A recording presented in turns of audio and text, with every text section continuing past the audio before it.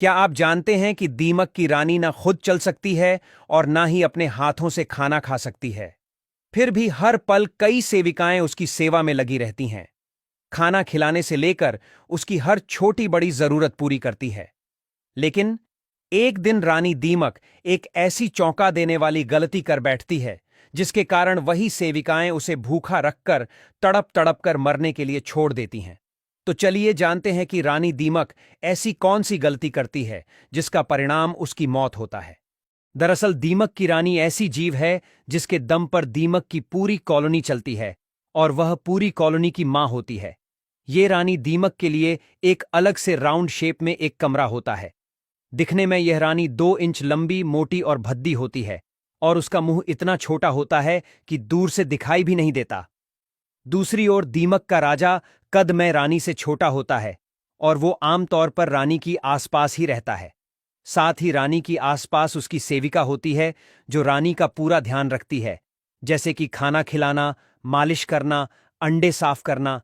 रानी का शरीर इतना बड़ा होता है कि वो खुद से खाना भी नहीं खा सकती। कॉलोनी में रानी का काम सिर्फ अंडे देने का होता है। वो दिन रात बस अंडे देती रहती है।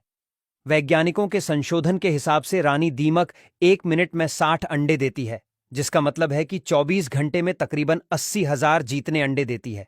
जैसे जैसे रानी दीमक अंडे देती रहती है, वैसे वैसे वर्कर इन अंडों को साफ करके उस कमरे में रख देती है जहां अंडों को स्टोर किया जाता है। फिर इन अंडों में से बच्चे निकलने में 1 महीने से लेकर 3 महीने तक का समय लगता है। यह समय वातावरण के हिसाब से कम ज्यादा होता रहता है। अगर ज्यादा गर्मी होती है तो बच्चे को बाहर आने में ज्यादा समय लग जाता है। दीमक के छोटे बच्चों को निम्फ्स कहा जाता है। ये बच्चे दिखने में एडल्ट दीमक जैसे ही होते हैं, लेकिन कद में उनसे छोटे और नाजुक होते हैं। मजे की बात यह है कि शुरू में सभी निम्फ्स के शरीर एक जैसे ही होते हैं, लेकिन बाद में उसकी खुराक के हिसाब से वह वर्कर, सैनिक, राजा या रानी दीमक बनते हैं। मतलब कि किसी निम्फ्स को वर्कर या सैनिक दीमक बनाना है तो उसको एक अलग भोजन दिया जाता है, और अगर किसी निम्फ्स को रानी या राजा दीमक बनाना होता है तो उसको विशेष भोजन और साथ साथ मालिश भी दी जाती है। आमतौर पर अगर रानी दीमक बीमार हो जाती है या ठीक तरह से अंडे नहीं देती, तब सेविकाएं इस स्थिति को समझती हैं और तुरंत हरकत में आ जाती हैं। वे रानी को विशेष और ज्यादा भोजन देने लगती हैं और उसकी मालिश भी करने लगती है, जिससे रानी दीमक को ज्यादा ताकत मिले और वह फिर से अधिक अंडे देने लगे।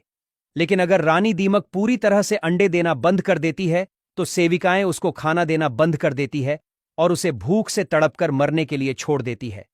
क्योंकि रानी दीमक अंडे नहीं देती तो रानी उसके किसी काम की नहीं रहती।